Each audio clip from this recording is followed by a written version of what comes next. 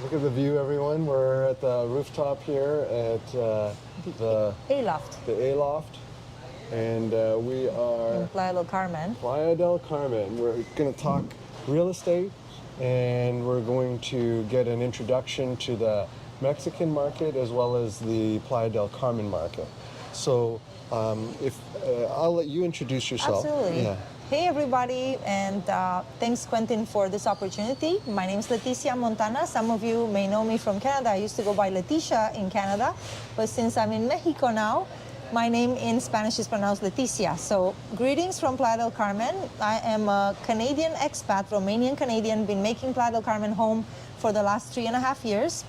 And ever since I got here, I started helping my fellow Canadians with initially rentals, and then shortly afterwards got into the sales aspect of real estate here. We have a booming market here in the Riviera Maya. The Riviera Maya includes the cities of Playa del Carmen, Tulum, Puerto Morelos, Puerto Aventuras. You might have heard of this. And I am, you could say, the CEO of Freedom Playa Real Estate. We are a boutique real estate brokerage here in the Riviera Maya. Awesome. All right, so a couple of questions around real estate investing and just living in Playa del Carmen. I wanted to cover off, there are a number of questions that were asked on Facebook, so I wanted to kind of compile them together and then ask them to you.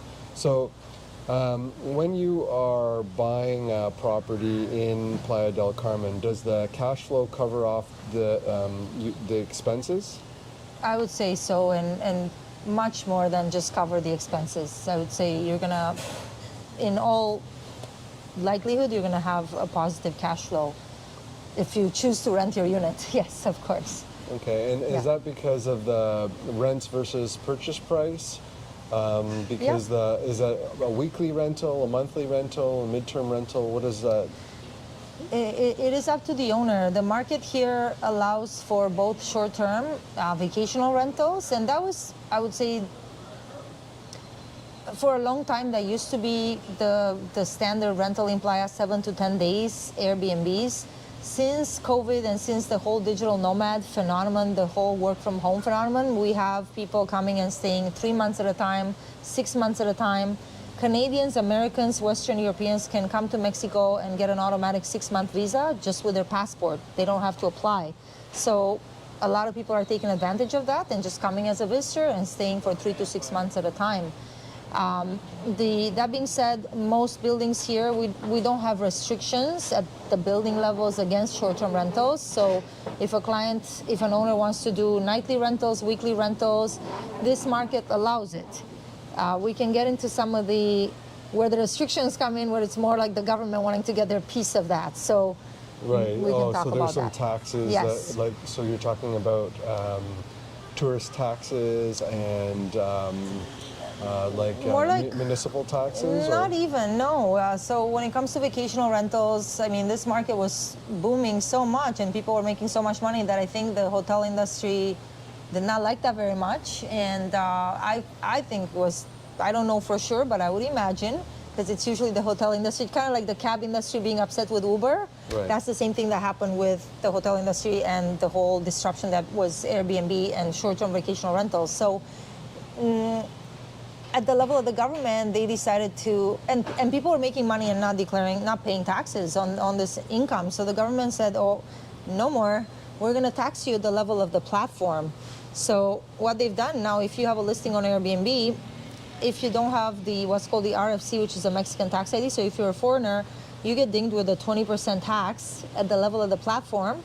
And on top of that, there's 16% on that, which is they call it the VAT value added tax. Their equivalent of the HST, but here is 16%. Then the platform charges you whatever they charge you, Airbnb 3%, booking more than that, depending on the platform fees. And then on top of that, I assume you're not going to be changing sheets yourself and doing the check-ins, check-out. So you're probably going to want to have a vacational rental company manage your unit. They usually take at least a 15% of the gross income, 15, 20, 25, and even 30%. So Now, it sounds like a lot of fees. So what owners do, owners who choose to do vacation rentals, they have to raise the nightly rates accordingly as much as the market will bear. In the high season, those rents go up significantly. So there is seasonality to the real estate market here. I understand it's the same even in Toronto, for example, for people that do vacation rentals. Summertime is the busiest time there. Here is our slow time. Our busy time are the winter months. So end of November to end of March, when it's freezing cold in the Great White North, that's when people flock to Playa. In terms of the visitors that come here, we have a combination of Americans, Canadians, Western Europeans. French Canadians. A lot of French Canadians. A lot of French Canadians. They discovered the Riviera Maya before the rest of Canada did. Maybe it's the bon vivant lifestyle. They like to live life. That's stereotypical, I know. Yeah. But hey, good for them. I don't blame them. Prior to moving here, I had come as a tourist 2 times, and I always wanted to stay more. But at the time, my work didn't allow me to stay more. So. Oh, that's great. So Yeah. let's talk about a little bit about the location. Do we have like different sort of infrastructure improvements, job growth? What's happening in this area that you feel makes it special or different? We have a number of things going on. So the Mexican, for the last 20 years, the Riviera Maya has been the cash cow of Mexico because of the tourism industry. So even before the arrival of beautiful condo buildings that people could make money with their rentals, we already had luxury hotel chains.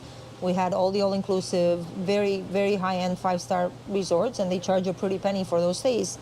Now, the Mexican government at the federal level, they decided they really wanted to bet on the Riviera Maya and the whole Yucatan Peninsula, because this is, ancestral Mayan land where we have a lot of important archaeological sites such as Chichen Itza. I'm not sure if it's officially declared a World Heritage Site. I should look into that. I should know about that. But it's definitely a site of interest worldwide. Like, people have heard of Chichen Itza. So what the Mexican government has done in the last few years, they have built this Mayan train, which is a $20 billion project that connects different destinations within the Yucatan Peninsula, including here in the Riviera Maya. And as a matter of fact, the last stretch of the Mayan train, which is a high velocity train, and again, it's going to connect the cities of Mérida, Cancun, Puerto Morelos, Playa del Carmen, Tulum, all the way down to Chetumal and other destinations within the Yucatan Peninsula. So that's a major infrastructure development that is bound to just make travel to the region easier and bring development. We know, even from my days of being a member of your club, Quentin, and other real estate investing communities, that whenever there's major infrastructure coming, that tends to cause a lift in the property prices. People usually want to stay ahead of infrastructure development. Right now, I feel like we're just getting started. In addition to that, the Mexican government, again, and this is with the support of the federal and also state level government in Quintana Roo, we have a new international airport just south of Tulum. Up until now, for travelers to this area, we have the Cancun International Airport, which is, the 10th busiest international airport in the world. One of the busiest, if not the busiest, in Latin America. It's very well connected, literally hundreds of flights per day going out to the entire world.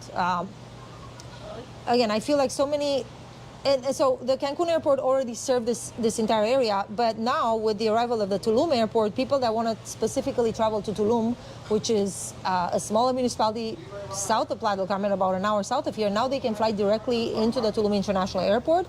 And again, that's also going to foster the development of additional destinations in the south of Quintana Roo, places like Bacalar, Mahahual. These are beautiful up-and-coming destinations that have amazing, either, in the case of Bacalar, it's located on a gorgeous lagoon. They call it the Lagoon of Seven Colors. It's just stupendous, the natural beauty of the area. So we have a lot going for this area. Year-round good weather, minus today, no, just kidding. We had some rain today, but, I have my opinions about that, about the reason for that. Let's not digress. We generally have gorgeous weather, sunny weather year-round, and Okay, yeah. What are so sometimes there's tax implications when it comes to investing like outside of Canada. So like one of the things that we have to watch out for as Canadians is double taxation. When you're taxed in one country and then you're taxed when you bring money back home. Or another way of thinking about it too is like, what are the capital gains taxes as well when you sell an asset in Mexico and then you want to try to bring the money back home? Is it better just to take, when you're investing in Mexico, just to keep your money in Mexico and maybe invest in something else?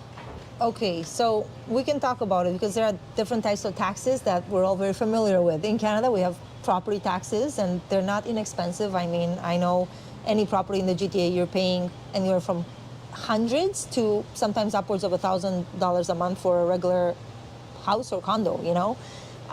Property taxes in Mexico they're cheap, very inexpensive. So to give you an idea, for a $300,000 condo, and when I'm speaking dollar amounts, we are usually referencing the US dollar. This market here is considered a dollarized market because it's such an international real estate market. It's often been pegged to the dollar. In recent years, because there's been a drop in the value of the dollar relative to the pesos, more and more property owners are quoting prices in pesos, and then you just have to do the conversion. But it's still common enough to see prices quoted in US dollars, okay? Now, so when it comes to ongoing property taxes, very inexpensive here.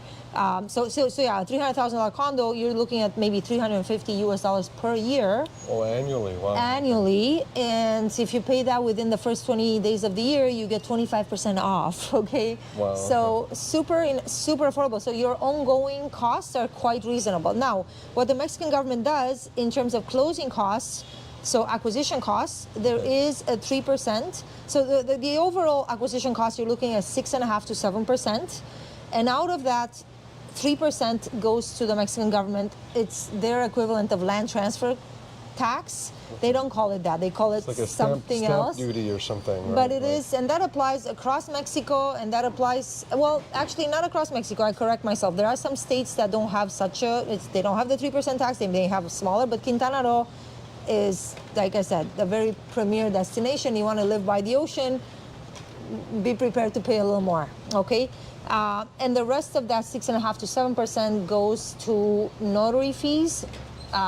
In Canada, we're used to having a buyer side lawyer, a seller side lawyer. Here, it is still recommended that you hire a lawyer to help you with the paperwork, to help represent your interests. In addition to that, a mandatory part of the transaction is a notario or notaria.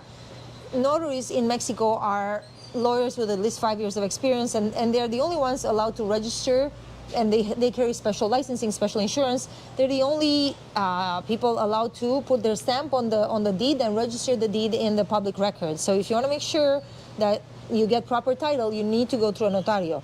If you do a private transaction where you don't go through a notario, good luck, okay? Right. So if you want to make sure, so that dealing with a notary, make sure that you get a deed, proper title. So there's property taxes. Property tax. Now let's talk about state taxes and okay. No, so I mean the property taxes are paid at the municipal level. I'm not aware that we don't have state taxes. Now we're talking, there's income tax. Right. And so if you're, let's say you're buying a condo and you make, after you have all your expenses, you make $20,000 per year. How much of the $20,000 do you have to pay then in tax? So that depends, Quentin, because we were talking that your tax situation will always depend. But here in Mexico, short-term rentals are treated differently. So a number of years ago, the Mexican government introduced something called Impuesto sobre las Plataformas. So a platform tax, because people were making so much money with Airbnb and all these short-term rentals, that the government wanted a piece of that. So they taxed that at the level of the platform, and I told you, it ranges from the income tax from 12 to 20%. It's 12% if you become a Mexican resident and you get an RFC. But then on top of that, there's also HST on that, another 16%. Right. And like their version of the HST, which is called the VAT, value added tax, it's 16%. So the taxes on platforms are higher. If you collect taxes privately, if you choose to rent your unit on a medium or long-term basis, There's a lot more flexibility with that. Then you handle your own tax situation, and depending on how you structure yourself, like this is where an accountant can help you. Right. By and large, most foreigners in this area have personal ownership of the property, which is done through the bank trust structure that we're going to talk about. You could choose to own the property in a Mexican corporation. Mexican corporations have a flat tax rate of 30%. So not particularly advantageous, but it's still better than the taxes paid on passive income in Canada.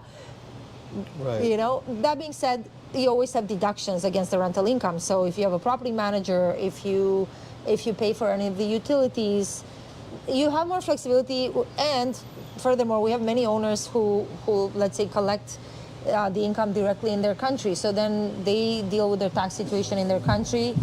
Nobody needs to know about it, kind of thing, okay? Right, Because right. if you're getting paid your rent through PayPal, Mexican government realistically won't know about it, Right, okay? right, Then yeah. it's up to you how you declare that in your own country, Right. Yeah. Okay. okay? So what about? I love Enigma, but I don't know how that's gonna. So it's okay. It's okay. Yeah. These microphones I'm work very well. happy they're playing Enigma.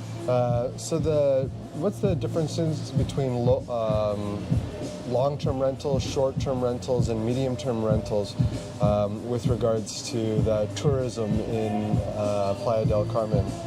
So, as I mentioned, there is seasonality to the rental market in Playa del Carmen and in the Riviera Maya region. So, some owners like to rent their units on a vacational basis in the winter time because they get top dollar for them. Now, those same owners may be dealing with a higher vacancy percentage during low season. You know, occupancy is 55, 60% in the low season. Last summer was particularly not so strong here, okay? Okay. So some owners, rather than dealing with the ups and downs, they would rather put in a medium or long-term rental. Right. So some owners will say, I want a 6-month minimum rental, and then what you do is you just level off the rents. You're not getting, that client is not going to be paying low season rents, but they're also not paying high season rents. Right, okay. And with the influx of digital nomads that we've had coming to this area, there is no shortage of people looking for 6-month, ready to sign a 6-month lease for the right price. Right, okay. So it's really up to the owner and also their risk tolerance, you know, because I feel like with a medium to long-term rental, it's more steady eddy, but you're not going to get the high rates that you would get if you put your unit on Airbnb in December or Right. January. Okay, that's very interesting. Okay, so who would the team be, and who would they be working with if they came down here to look for a property? Okay. Yeah. So I obviously help people with the purchase.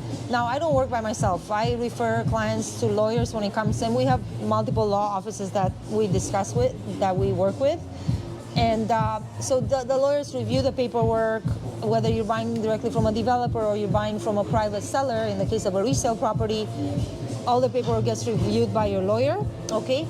In addition to that, when it comes to the actual property management, again, it's up to the owner. If the property they buy is more apt for short-term rentals because of the size or the location, I would be happy to refer clients. We have a number of short-term rental management companies that can help with that. I myself don't have an arm that does short-term rentals at the moment.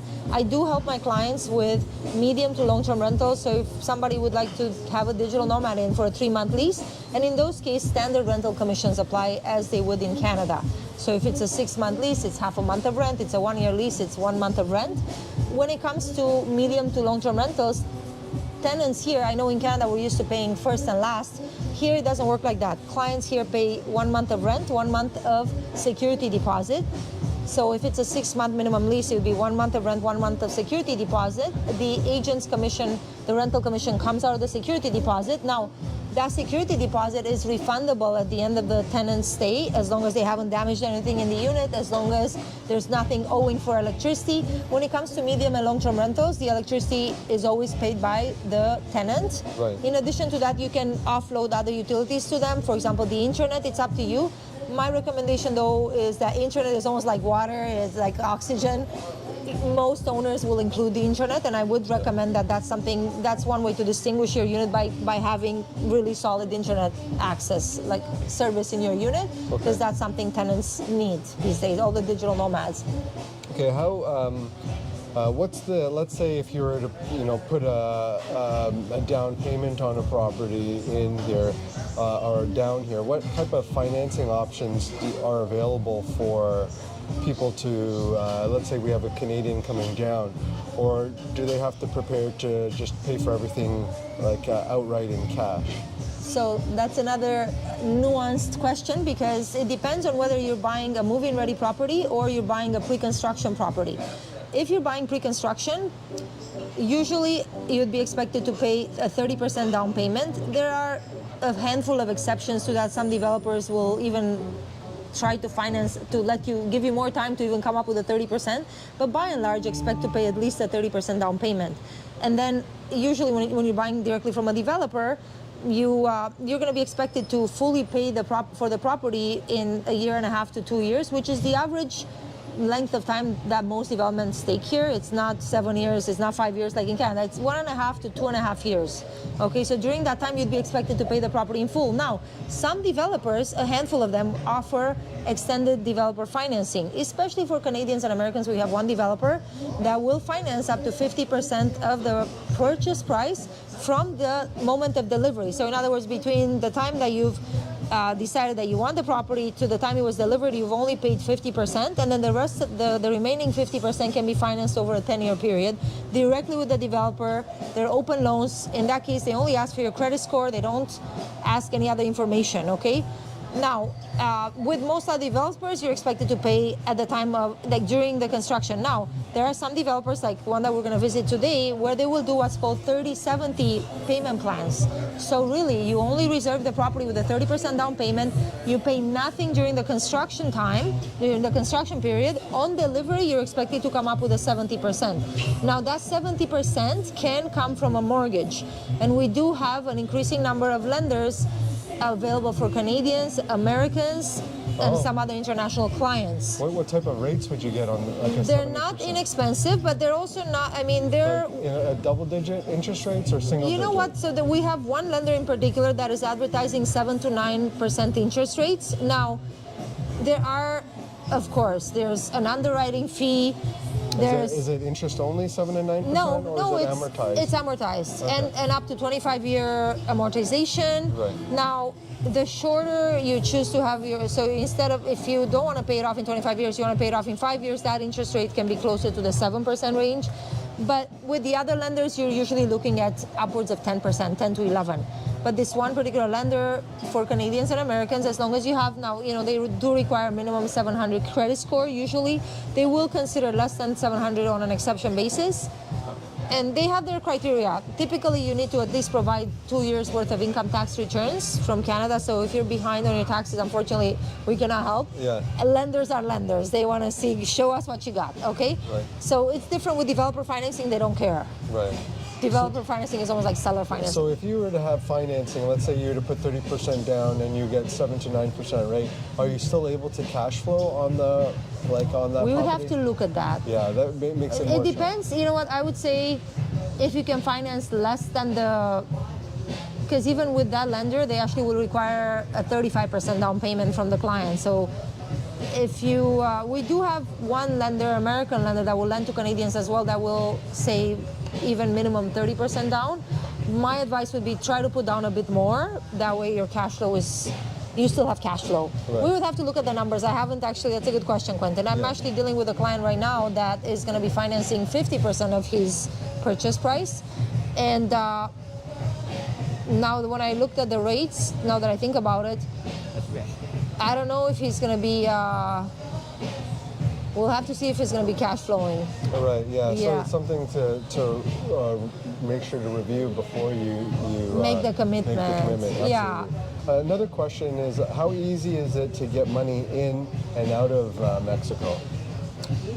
So, so just to to finish the question about the lenders. Oh, okay. So most lenders will require that in order for them to finance, it has to be a fully finished property that has what's known as the condo regimen. So and that's something you understand, Quentin, because it works the same way in Canada. The building is in the final stages of completion. The developer applies for the condo regiment so that every individual unit will have its own property title, and then you can apply a mortgage against your individual property title.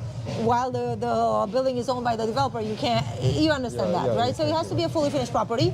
Now, we do have one other option for Canadians, and I briefly touched on it on our Zoom call, that Canadians, we have a Canadian company that will allow Canadians to access up to the full extent of their RSPs to finance their Mexico property purchase, okay? And it's a plan based in concept on the first-time home buyers plan. So it's a vehicle, you move your funds to a self-directed RSP account, you lend the money to yourself through a vehicle called a mutual fund trust, which is allowable inside the RSPs. Again, if people have more questions about this, but essentially you lend the money to yourself. And in that case, the money ends up in Mexico. It looks like cash money when it ends up in Mexico. It's just a way for the Canadians to be able to access funds that they may otherwise have locked in.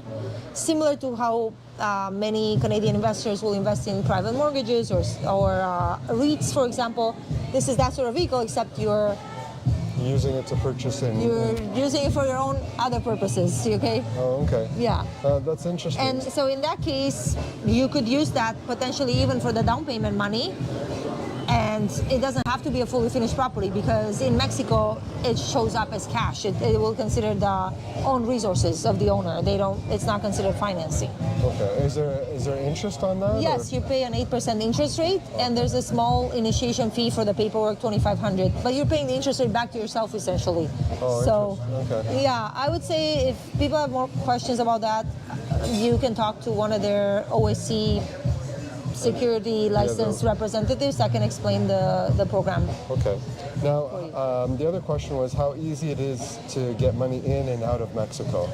So how would you do it? Would you go through a major bank, or what do you do to move money? Let's say you have your money in one of the big banks in Canada. How do you get it down here? No problemo, okay? I mean, wire transfers work well across the world. That being said, some of my clients, because for example, some of my clients were already here and they didn't want to go back to Canada because this was during the lockdowns. So we have companies that are foreign exchange companies. There's one in particular that does $10 billion worth of transactions per year. They're Edmonton based. They're currently merging with a US-based company, but bottom line, there are foreign exchange companies that do large amounts, their official exchange partner for the NHL. That's right. So yeah, we use what is it? I can't remember the name. Remember the name of the exchange that we use, but we use it to convert money from Canadian to US. Yeah. And they basically OFX, or these guys are Firma FX. That's the name of the company, okay. But they are in the process of merging with OFX, which is a US based. Okay. Yeah, I'll remember the name of the company. But it's basically you're giving them the wire information, you're taking it from your account, and you're putting it into the other account in Mexico. No. So do you have to open a Mexican bank account? We'll talk about that. So if, again, it depends on whether you're buying directly from a developer or whether you're buying a resale property. Right. If you're buying directly from the developer, and especially if it's a pre-construction property where you get on a payment plan with them, they agree to build under a certain time frame, you agree to pay them on a certain time frame. In those cases, the money will go to the developer because that's the whole plan. But you're going to get rents and stuff too, right? So yeah. But if it's a pre-construction, I'm talking if it's a pre-construction company property, which we have a lot of here because the market here has grown so fast. So that especially if you want to buy in a very desirable building, you can wait until a resale unit comes. But you have the option of looking for a move-in ready property. But if you want the brand new building with the top amenities, sometimes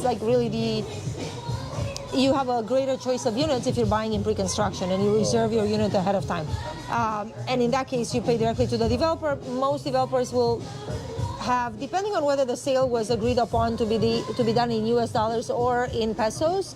In any case, it's not difficult to wire funds, whether directly from your Canadian bank or through one of these exchange companies. The advantage with the exchange company, because with most Canadian banks, It's past a expensive. certain amount, well, they have not the best exchange rate sometimes, Yeah.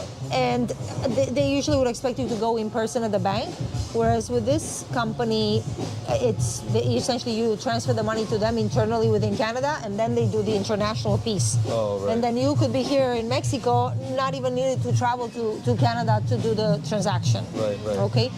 Now, if you're buying a resale property from a private seller, it is advisable to use an escrow account. In Canada, we're very used to using lawyer escrow accounts. Here, the concept is really only became introduced to this marketplace thanks to the foreign buyers. Oh, interesting. Because Okay. the Mexicans, they're good with a contract. Once I've signed the contract, I deposit 10% to the seller.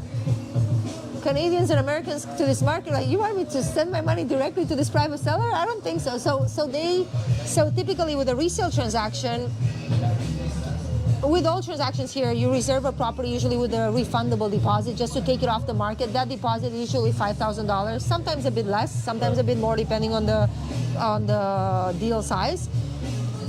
And that deposit is refundable for the first 2 weeks. After 2 weeks, if you are still wanting to move forward, then you and the seller or you and the developer sign the purchase agreement, and upon the signing of the purchase agreement, you're expected to pay the down payment. Right. In the case of a pre-sale property or pre-construction, as we call them, the down payment is usually 30%. If it's a resale transaction, the standard is about 10%. Some sellers will want more, but usually no less than 10%. Now, that 10% will be placed in an escrow account typically. Right, okay. And the escrow company says, we have the 10% from the buyer. The seller is satisfied with that. Right. Now, after you sign the purchase agreement, if one of the parties were to back out of the deal, there are consequences. Right, There are right. penalties specified in the purchase agreement. Right, okay. So, And let's say- then the 90% yeah. gets deposited into escrow and gets released from escrow upon the signing of the deed. The deed, okay. Here it's called the escritura, the property title or deed. And we can talk about the nuances with foreign buyers, because there's one extra step foreign buyers have to go through if they're buying. What is that stuff? Well, so it's a common myth that you might have heard that, oh, foreigners are not allowed to buy in Mexico. And that is a myth, in fact. And the reason you might have heard that is because you might have been told that, oh, if you want to buy close to the sea, you cannot buy under your own name. And here's what happens in effect. This dates back to the Mexican Constitution of 1913. Mexico had lost a lot of land to the United States. They actually lost 4 states: Arizona, Texas, part of California, and New Mexico. Those used to be part of Mexico. Now they're not. Right. So when that happened, they're like, we need to protect our borders. So they said, we're not going to allow foreigners to own within 50 kilometers of our coast or within 100 kilometers of our borders. Right. Now, some 60 years of Mexican government later, they realized, oh my goodness, this provision in our constitution is really stifling foreign investment in the country, because the coastal areas of any country are the most desirable areas. Right, yeah. So what they came up with, they're like, okay, we need, and what was happening, foreigners were buying using a Mexican name, they were doing all this legal trickery to still acquire these gorgeous properties.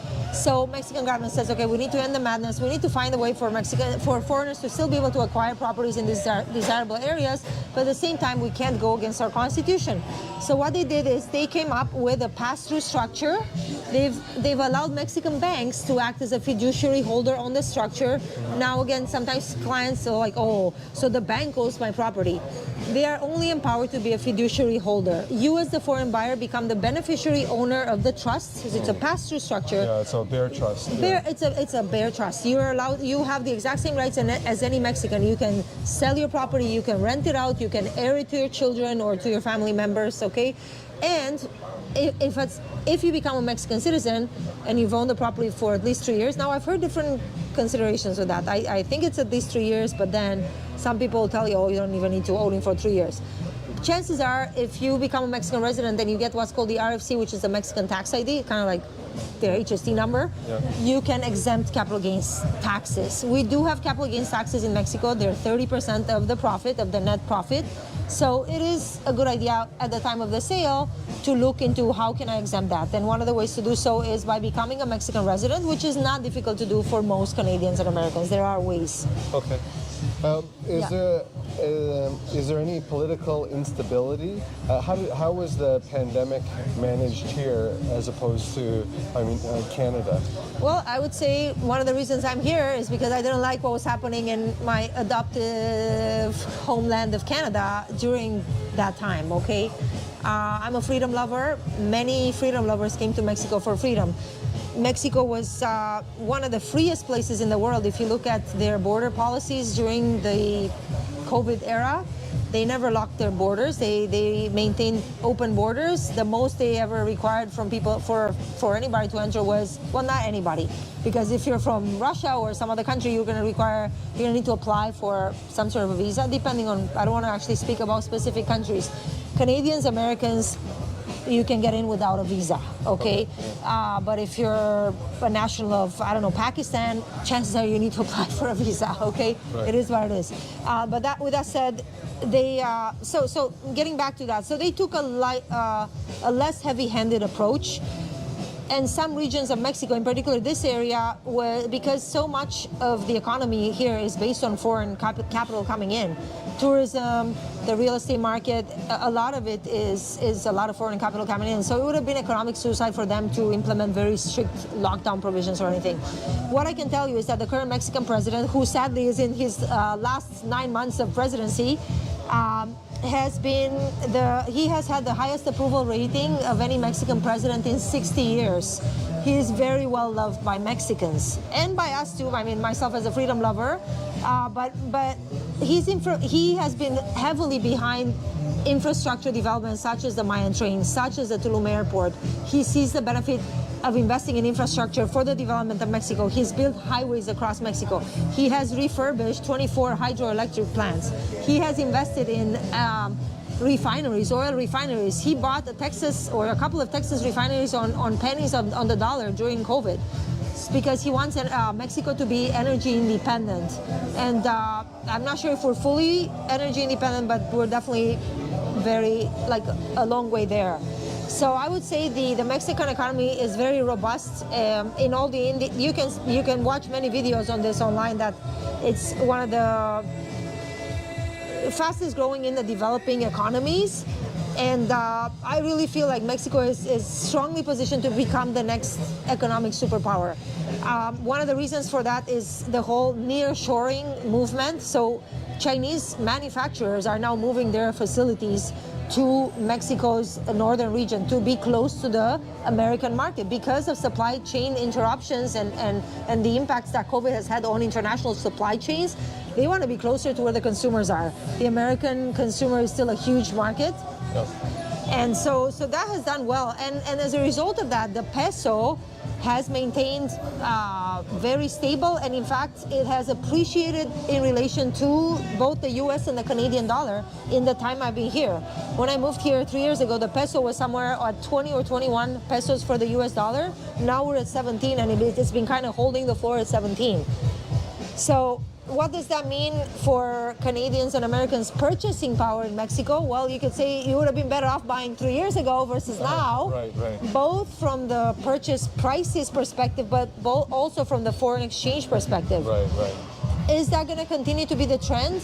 What I can tell you is Mexico didn't print all the money that Canada and the US did. They didn't have rescue packages for their people, which is why they couldn't really implement the lockdown so well, because they were telling people, oh, you're telling me to shut down my business, but you want my family to starve? No, thank you. So people had to work to put food on the table. They didn't get money to stay home. Right. So Mexico's economy is very robust. And again, I wish I had more statistics for you, but there are many videos online that talk about this. Yeah. Okay, so, just as we close up here, are there any last pieces of advice, and how do people contact you if they are looking to move to Playa del Carmen or invest in Mexico? Well, I would be happy to assist you. My website is still in the works, but I can be reached at info@freedomplaya.com or at Freedom Playa, so Freedom and then Playa on Instagram. My first name, last name, Leticia Montana with a T. Quentin, you can put that in there. Also Yep. on Instagram, I'm also on Facebook with my first name, last name. So that's it for now. Hopefully, I don't want to promise you the website will be up in the next month. Like, I need to get better organized when it comes to my digital presence, but I'm easy to find. Okay, perfect. Thanks very much. Thanks for your time. My I really pleasure. appreciate this and getting the My insights pleasure. on the Mexican market in Playa del Carmen. My pleasure. Thank you, Quentin. Bye, guys. Cheers.